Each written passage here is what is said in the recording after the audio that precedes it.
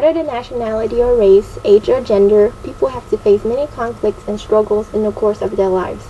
In certain cases, when the gravity of the situation becomes too much to handle, people might resort to other strange means to relieve some of the pressure on their lives. Whether it is in any country or regions around the world, people often find themselves dealing with a situation where they cannot find any other way to deal with it without using some other approach. Such a situation can be found in The Approximate Size of My Favorite Tumor, written by Sherman Alexie, and Win Batrack's The White Horse, where the main characters have resorted to humor, sarcasm, and memories to defy their situational as well as mental crisis. Though the stories are from two different cultures, the theme of doing what is best for oneself, the importance of family, along with the numerous flashbacks that remind the two characters of what is good in life, ties them together as the aspects help them find ways to deal with their struggles. Although the stories portray two different storylines, a big commonality they share is the idea that one must do what is necessary to gain happiness and comfort. In The Approximate Size of My Favorite Tumor, Jimmy Many Horses makes use of humor in order to alleviate his feelings toward his terminal sickness and the tension between him and his wife Norma. Such actions can be interpreted when Jimmy tells his wife, I'm sorry I have cancer and I'm sorry I'm dying. That showed the readers that Jimmy had gone too far with humor when Norma revealed her opinion by replying, if you say anything funny ever again, I'm going to leave you. Similar instances occur often throughout the story, which was probably used by the author to lighten the overall mood. One important scene in the story strengthens Jimmy's humorous character, where he found himself laying in a hospital and joking around with the doctor as they laughed, because sometimes you'd rather cry. The main character's comicality acts as a reinforcement to show his way of dealing with his sickness, and that goes to show that he would rather be happy for the remaining time and enjoy his life, instead of being depressed like how people usually get.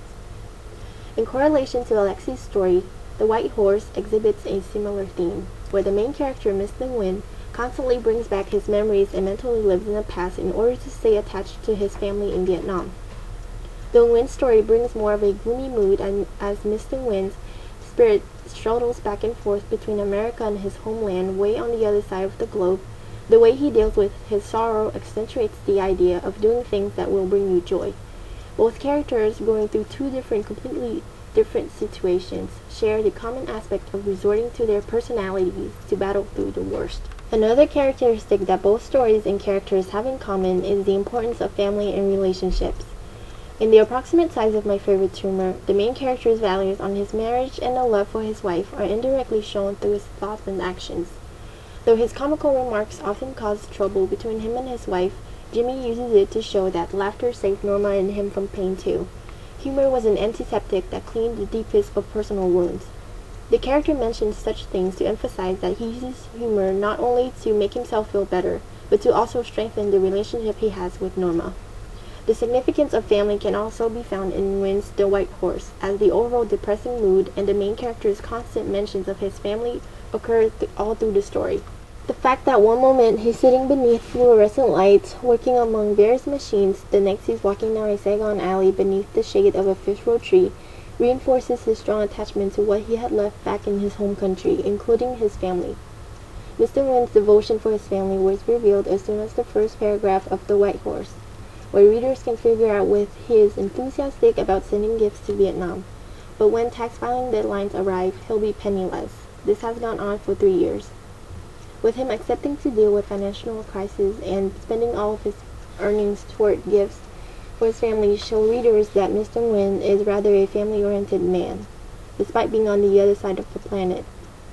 As Jimmy Many Horses handles his familial situation with his wife, and Mr. Nguyen deals with missing his family in Vietnam, both men demonstrate their love towards their relatives as they strive to keep them in their lives.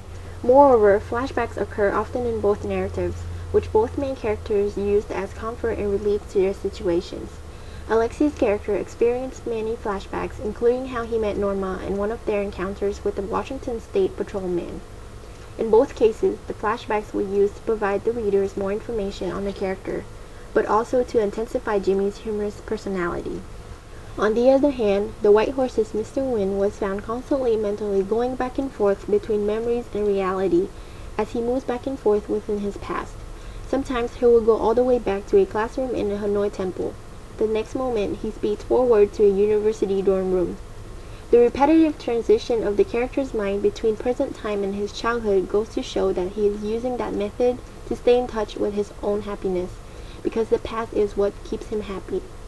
Though the flashbacks found in both narratives are used to mainly give more details about the characters to the readers, they were rather used by the main characters as a way to escape the harshness of reality and remind themselves of what happiness is to them. Finding ways to deal with one's struggles is very common in people's lives, as shown in Sherman Alexie's and Win Batrack's short stories, through the main characters' lives.